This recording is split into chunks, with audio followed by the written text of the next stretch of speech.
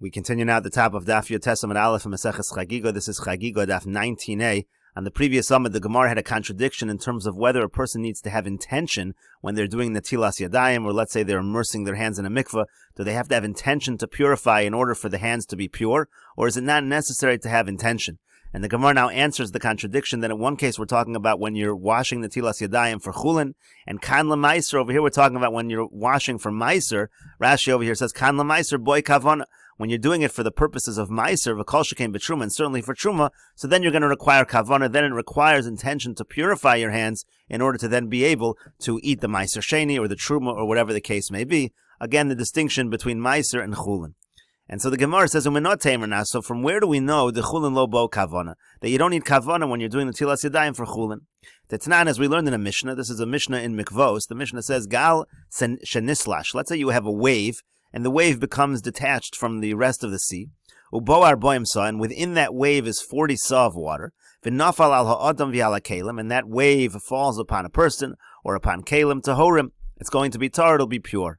And so the Gemara understands as follows: Katani adam dumya de kalim. It says over here that it falls on a person, and it compares it to a case where it falls on vessels. Ma kalim de lo mechavni, just like by kalim, obviously kalim have no kavana. Afadim de lo mechavin. So too, when it comes to a person, it's talking about a situation where there's no kavana. You see, you do not have to have kavana, and we're talking here about chulin. And the Gemara says, Umimayin, how do you know this is the case? Dilma biyoshev u'metzape. Maybe the guy actually is sitting and waiting for this wave. Eimosai yisla shagal. When is this wave going to detach? Askinan. Maybe that's the case over here. And on the contrary, maybe the person is having kavana. V'kelim dumya de adam, and you can actually say the opposite. Maybe we should compare the kelim to the adam. Ma adam davar debar kavana. Af kelim de mechavinlu. Just like the person is somebody who's able to have kavana, so too the kelim. We're talking about a situation where he has kavana and he's intending to purify the kelim. And so the Gemara says v'chitema. Now, if you're going to say biyoshev u'metzapeh ma'ila memra, if the person is sitting and waiting for the wave to detach, so what's the chiddush? It's such an obvious thing that of course it's going to be kosher. Of course it's going to be a good immersion in the mikveh water.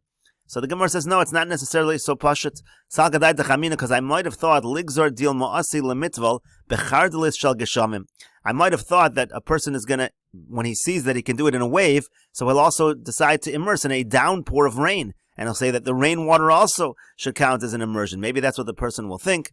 And so therefore, you might think it's a problem. It's not a problem. Inami, or nigzor Russian atu kipin. Maybe we should make a gezerah the edges of the wave because of the arc of the wave. We'll take a look at Rashi on that in a moment. But the kipin, the arc of the wave, is actually not good for immersion. So maybe we should make a gezerah kamash malan delo gazrin. And so that's exactly what the Mishnah is teaching us. The Mishnah is teaching us that we do not make such a decree. So in other words, it's completely possible that the Mishnah is talking where the person has intention. There's no proof from this Mishnah in Mikvos. We'll take a look at Rashi over here. Chardelis sheshotefes v'yoredus mimakom gavoa. The way Rashi understands is the rainwater is kind of streaming down from a high place. V'yesh bar boim sa, and it has 40 sa. V'atovel balo also lo tevila. Now, when somebody tries to immerse in this kind of water that's flowing down from a high place to a low place, that's not a good immersion. Mishum de makom katafersu. The reason is because it's a slanted area. Makom zakov yoser midai, meaning it's too vertical. Umem sa shabo einan b'makom echad. Rashi explains that the 40 sa is not really in one place, and therefore it is a problem. It says that things are being poured, and again, things that are going down a big slant is not going to be connected in terms of mikvah. But Rashi says even if it wasn't coming down at this angle, it would be a problem. Because rainwater cannot purify as it's flowing. It has to be gathered together, like from the word mikvah, nikavin. It has to be gathered sitting in one place. Because it says in Torah's Kohanim, when it comes to a spring, that can purify when it's flowing. Af mikvah mitarim bezochlin. Maybe you would think also mikvah water when it's flowing is fine. We darshan from that pasuk that a mayon, that can be mitahir when it's flowing, but the mikvah has to actually be gathered in one place. So again, we make a gezerah. Someone might think if I can go in the wave, then I can go in this flowing rainwater, and that's actually a problem. And the other possible gezerah we might make is Russian. The edges, echad me roshei hagal, means like the top or the edge of the wave. Keshu magia la'aretz, as it reaches the earth, that would be okay. But then people might think that kipin is emsiyaso shalgal. That's the middle of the wave. She'omed ba'aver kimin kipa, which stands over you in the airspace, again like an arc. So imagine somebody sitting underneath the wave as it arcs over. Vim hoshit kelim lamala. Now the halacha is that if a person takes his kelim and sticks it up in the arc of the wave, v'tvilan bekipa, and he tries to immerse it in that kippah, eino tvila, that is not going to be a good tvila. As we're about to explain why that is a problem. And so the Gemara now says, exactly the question Rashi just said. How do we know that you're not allowed to immerse things in the arc of the wave? The Tanya, as we learned in a Brisa, matvilin barushin, you're allowed to immerse things in the head or the edge of the wave. Vein matvilin bekipin, you're not allowed to immerse things in the arc of the wave. Lefisha ein matvilin ba'avir, because you're not allowed to immerse things in the air. And Rashi over here says, She'in matvilin ba'avir, shelo amar Torah mikvah shel avir letvila. The Torah does not allow a mikvah in the air for immersion, and so therefore if you're going to stick it up into the arc of the wave, that would be a problem. Again, you might think to make a gezeira or Russia not to keep it, and that could be the chiddush of the Mishnah in Mikvos. And the Gemara continues, and rather we can bring a proof from the following Mishnah. This is a Mishnah in Meseches Machshirin, and again we're trying to prove from this Mishnah that you don't have to have intention to purify your hands when you're doing the Tilas Yadayim in order for your hands to be pure for Chulin. And the Mishnah says, Peirosh anaflu l'soch hamas hamayim. Let's say you have fruit that fell into a channel of water. Upashad misha yadav tameos unatolan, and somebody who had tamei hands, he stuck his hands in there in order to take the fruit. So the halach is yadav tahoros, his hands are pure. That's the part of the Mishnah that we want over here. Even though he had no intention to purify, his hands are pure. You see that from the Mishnah. Upeiros einon bechiyutan. However, the fruit is not bechiyutan. What that means is that the fruit does not have a hechsher l'kabel tumma. The halacha is that the fruit has to touch water with intention, and only in such a case where there was an intention for the water, so then we say that the fruit is prepared to be makabel tumma from touching that water. And the Mishnah continues, Vim b'shvil sheyudchu yadav. Now let's say he stuck his hands in the water because he wanted to rinse his hands with the water. So in that case, again, yadav tahoros, his hands are pure, the same as before. But in this case, that's considered intention. He wanted the water. He wanted to use it to rinse his hands. V'haperos harein b'chiyutan. So therefore, the fruit that's touching this water, that was intentional that he wanted that water, so they're considered b'chiyutan. They're considered to have a hechsher l'kabel tumah. We'll take a look at Rashi over here. Yadav tahoros afal pishalon iskavin. Again, his hands are pure, even without any kavana. That's why we're bringing the Mishnah. Upeiros einon b'chiyutan. The fruit is not b'chiyutan. De bo'inon gabe hechsher yutan dumya dechiyite. When it comes to hechsher, when it comes to preparing fruits to be makabel tumah, it has to be yutan, similar to yitain, meaning with intention. Denichale, again, that was his intention, that it is something that is beneficial for him, that he wants it. Now, if he did it because he wants to rinse his hands, niskavin litol peiros, he had kavanah to take the peiros, he wanted to rinse his hands, clean his hands, and take the fruits, hareu b'chiyutan, so then that water touching that fruit is considered b'chiyutan, it's intentional. U'mekablan tumah me'achshav, and the fruit is going to be mekabel tumah. Because since he had intention to rinse his hands, you see that it was nichole, he wanted it was beneficial for him for having this water fall on his hands, and therefore again it's going to prepare the fruit to be makabel tumah. And the Gemara continues, Eisvei Rabba Rav Nachman, Rabba asked Rav Nachman the following question. This is a question from our Mishnah.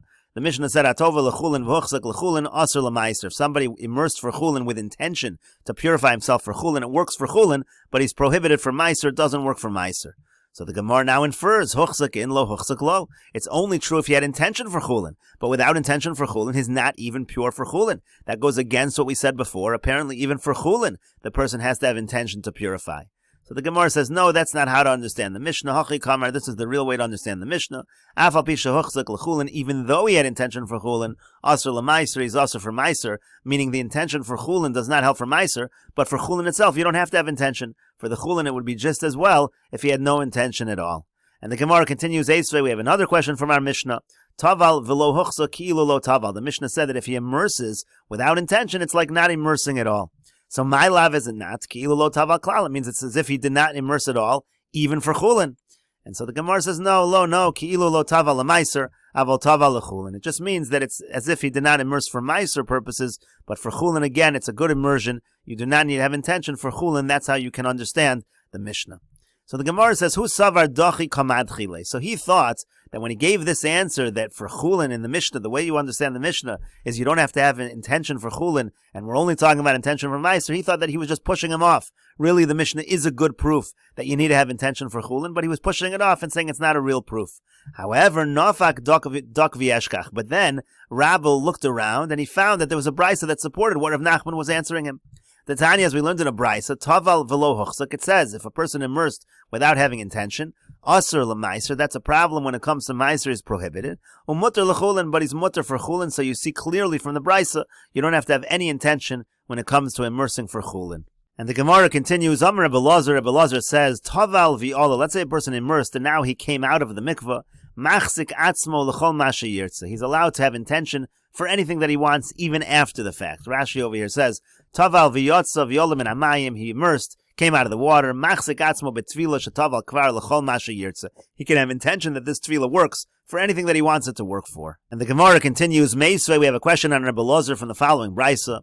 Odeyu raglo achas b'mayim, it says that if one of his feet is still in the water when he immerses in the mikveh, he hasn't totally left the water. So huchzik l'davar kal, machzik atzmo l'davar chomer. Even if he originally intended just to immerse himself, to purify himself for something that was more lenient, he can change his mind and have intention for something that is more strict. However, the brisa says, all at once he comes up out of the water, shuveno machzik, he can't change his intention anymore. So the Gemara says, my lav is it not, eino machzik klal, that he's not allowed to change his intention at all once he leaves the water. That goes against what Rebbe Lazar says. And so the Gemara says, lo, no, that's not what the brisa means. It means as follows. Odeyu, if he's still in the water, so afal pisha huchzik, even though he had a different intention, machzik, he can change what his intention is. But once he leaves the water and he comes out, imlo huchzik, if he had no intention originally, so then machzik, so then he could have intention for whatever he wants. However, vim huchzik, but if he had intention for one thing, eino machzik, then he's not allowed to go ahead and change his intention. We'll take a look at Rashi over here. My lav, is the brisa not saying eino machzik klal, he can't change his intention at all? Kilomar bein shechzik atzmo b'shas tefila b'davar kal, meaning to say whether he had intention for a lighter thing, bein shelo echzik atzmo l'chlumer, whether he had no intention at all, shoveino machzik, once he leaves the water, it's too late, he can't have intention. And so the Gemara says, no, that's not what it means. If he was just taval stam, he didn't have any intention for anything, then even after he leaves the water, like Rebbe Lazar says, he can have intention for anything he wants. But if he had intention for a lighter kind of situation, let's say chulin or whatever it was, then he's not allowed to change and have intention to purify for something more strict, let's say mice or something, because once he had intention already, he's already attached, so to speak, to the davar kal, he can't change it to something that is more chamor. And the Gemara continues, Man tano deoraglo achas b'mayim. Who is this Tana that speaks about a case where a person's one foot is still remaining in the water? Take a look at Rashi over here. Man tana mishum odenu b'mayim chashav le ketchilas tvila. Meaning, who's the Tana that holds that as long as one of his feet is still in the water, it's considered like the beginning of the immersion, and that so even if you had intention for one thing, you can even change to something else. It's as if you're still beginning the immersion. Who's the Tana that says that? And so the Gemara says, Amar Rabbi Pedas says Rabbi Yehuda. The Tana is the Tana Rabbi Yehuda. The Tanan, as we learned in the Mishnah says as follows. Mikvah shenimdad, let's say you have a mikvah that was measured, v'yesh bo arboim sa mechuvanos, has exactly 40 sa. V'yardu shnayim v'tavlu zeh. Two people go in, they immerse one after the other. So the halach is, harishon tar, the first one is going to be tar, because he's immersing in a mikvah that's 40 sa. V'hasheni tameh, but the second one is tameh, because the assumption is that when the first person leaves the mikvah, he's taking some of the water with him, so now it's no longer 40 sa. It's not going to be good for the second person. Amar Rabbi Yehuda says him, Hayu raglav shel rishon nogos b'mayim, if the feet of the first person are still touching the water, afa sheni tar, so even the second person is tar, because since that first person is touching the water, all the water that is on the body of that first person is still considered connected to the mikvah. It's still considered a mikvah 40 sa, and it's good for the second person as well. And the Gemara says, Amar Rav Nachman, Amar Rabba Baravua. Rav Nachman says in the name of Rabba Baravua, Machlokes b'mailos derabanan. This machlokes over here, between the Rabbanan and Rabbi Yehuda, in this Mishnah, is only by the stringencies that are Derabanan. Avol mi tumah l'tara, but when it comes from going from tumah to tara, divrei akol, everybody agrees, and the Gra takes out the word af over here, everybody agrees, hasheni tameh, that the second person is tameh, v'hainu de Rabbi Pedas, and that's exactly what Rabbi Pedas was saying. We'll take a look at Rashi over here. V'hasheni tameh, the second person is tameh, sharei chaser hashir b'mayim shal rishon. Again, when the first person leaves the mikveh, he's taking out some of the water, so therefore it's not large enough for the second person. Machlokas Rabbi Yehuda v'Rabbanan. And so then Rav Nachman said in the name of Rabbi Baravua that the machlokas between Rabbi Yehuda and the Rabbanan, kishaisa tfilaso b'shvil achas mimailos shel chachamim. We're talking specifically when the person immersed for one of the stringencies of the Rabbanan. Meaning he didn't immerse from a doraisa. He didn't immerse for a doraisa tumah. Kagon ha'onen v'amechusar kippurim shetzrichin tvila lekodesh ve'eno tamei tumah doraisa. For example, in onen, a mechusar kippurim, they need tvila for kodesh. It's not a tumah doraisa. In that case, Rabbi Yehuda says, that the fact that the feet of the first person is still touching the water, that's effective.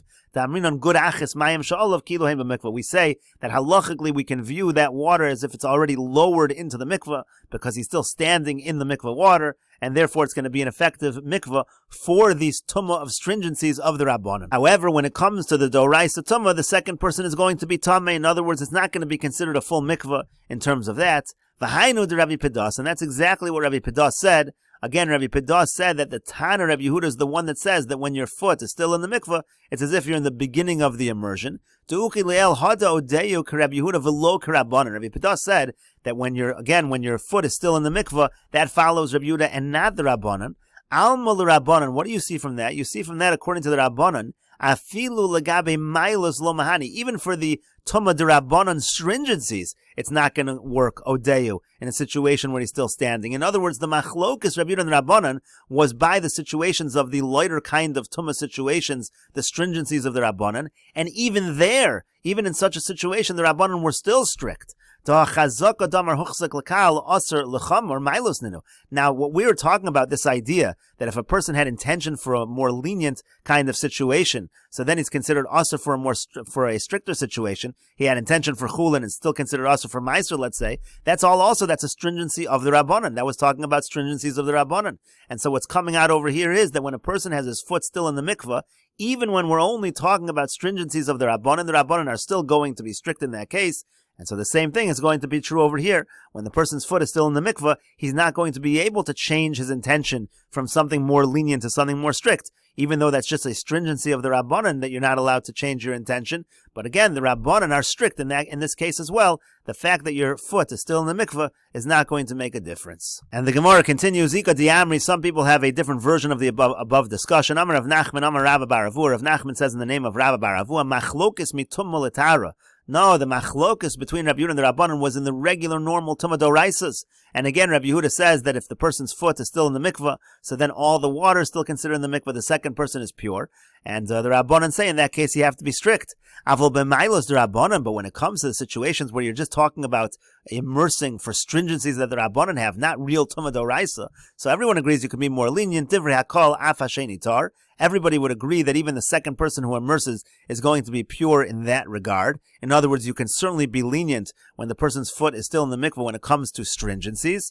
Upliga de Rabbi Pedas, and according to that, this would argue on Rabbi Pedas, because even the Rabbanan would be lenient in such a situation. It would not only be Rabbi Yehuda, even the Rabbanan would say that while your foot is still in the mikveh, you can change your intention from something lenient to something more strict. And the Gemara continues, Amar Ula says, Boy mi name me Rabbi Yochanan. They asked Rabbi Yochanan the following question.